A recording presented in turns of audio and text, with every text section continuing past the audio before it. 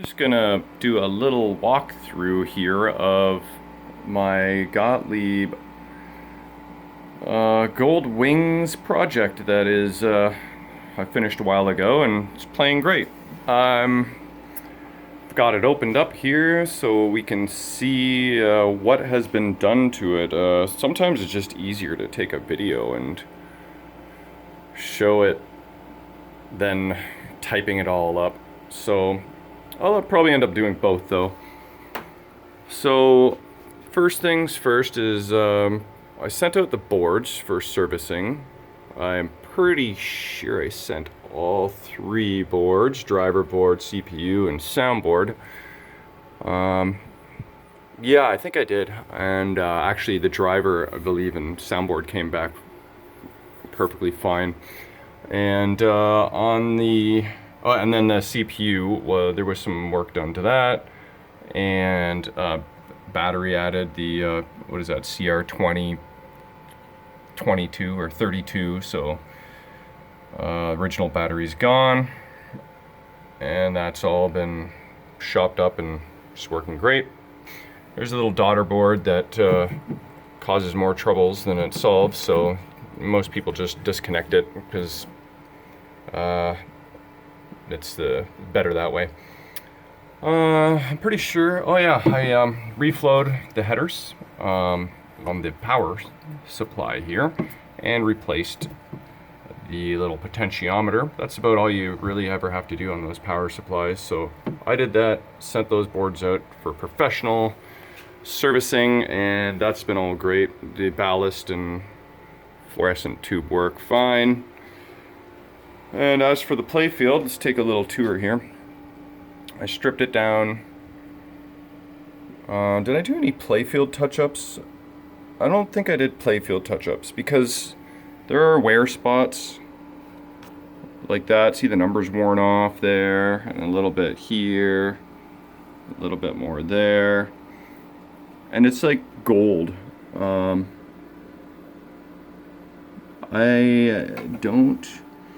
I can't remember if I did any touch-ups or not. I think maybe that was wood and I painted it gold just to give it something better. But I forget, it's been a while. Anyway, there is some wear spots, as you can see. But, you know, give the Playfield maybe a 7 out of 10. Yeah. Plastics, for the most part, like I had to repair this broken piece, but it's fine now. There's a little bit of warpage going on here from presuming this flasher bulb must have locked on or something at one point and caused a very odd 3 ripple effect there. And the original spinner is missing. I tried to locate one, but they're actually not that easy to locate. They look like TX sector. See, it's got one there and one there. Those guys, those are not reproduced anymore. So you have to find one off a parts machine. But yeah, all in all, plastics are good for the most part. The ramp does have a chip here, but I added this little metal bracket here, and works perfect. I was almost going to buy a new ramp, but I'm like, let's just try this, and it works perfectly fine, so I didn't spring for the $150 ramp. Oh, and here's the loop-to-loop ramp. So you got an upper flipper up here, and you fire it up, and around it goes, pops back out the top lanes, and then you can build your multiplier. So yeah, remember Hot Wheels just came out not that long ago, and they were talking about how they tried everything and couldn't make a loop-to-loop ramp work in the game. You know, modern American pinball, you know, machine. Well, Gottlieb pulled it off in 1985. Loop-to-loop ramp right there. Oh yeah, let's turn on the machine, because why not? The displays, they're perfect. And I fully LED'd the machine, so I like how that turned out. I did add pink LEDs in the pop bumpers. I rarely do colored GI, but on this machine with all the pink clouds, it's tolerable and I actually really like it. So I did that. There's not that many GI bulbs in this game. There's only, I think, 12. So it can be a dark game, but with the LEDs, it's okay. We'll do some gameplay video after. I added a couple touches, like red LED there rather than white, because that's a money shot. That's, you know, 500,000 points. That's the biggest scoring shot in the game, although you cannot shoot that directly.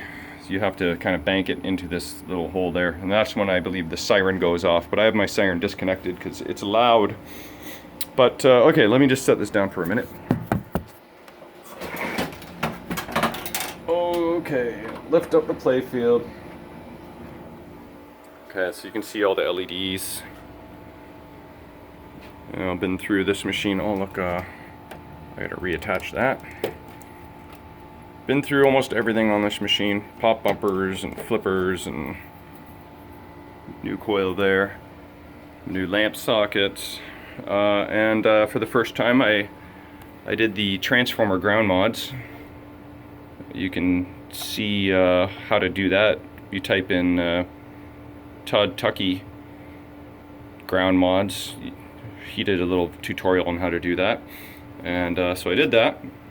I changed the main capacitor in the cabinet there, which is recommended. Oh, I forgot to mention, all the ground mods are done in the back box too, like for every board. You add a wire, ground it out over here, tie all those extra wires. That's really hard to see, isn't it? But anyway, all the ground mods been done in the back and in the cabinet. And what else we got? I guess just a quick tour of the... You can't really see. You know what? Maybe I'll grab my light. Let's see how the cabinet looks. I haven't really looked at it for a while, but actually looks pretty good. The gold T-molding is in good shape. Oh, there's a little bit of a gouger right there. It's not the greatest quality footage here, I apologize. It's got the gold legs still.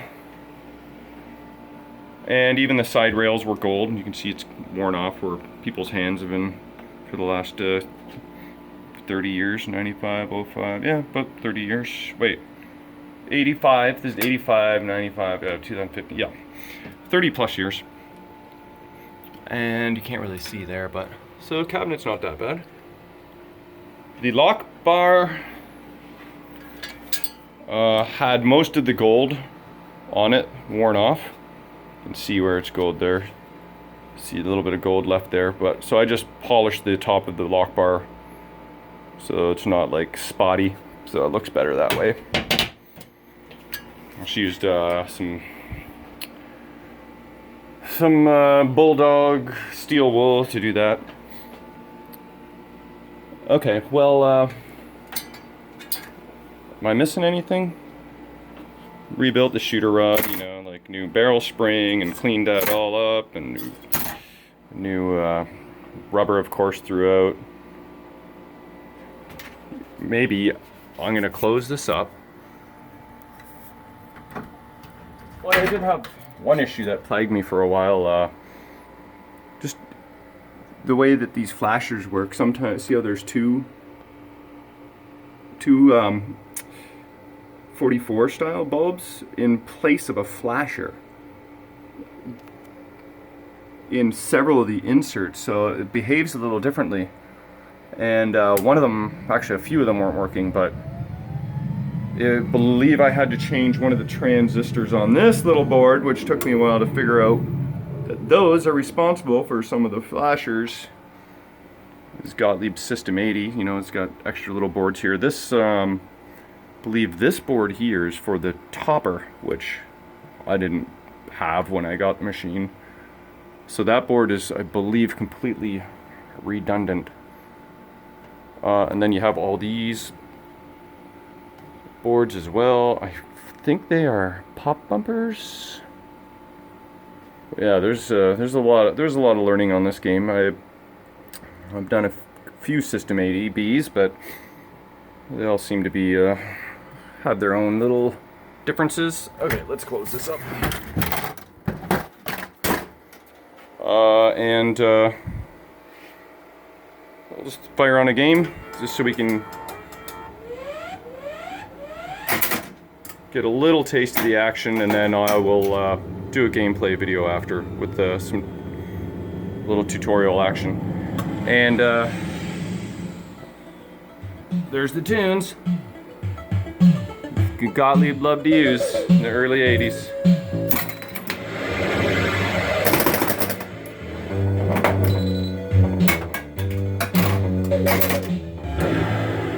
Anyway, that's just a little kind of restoration walkthrough of Gottlieb's Gold Wings.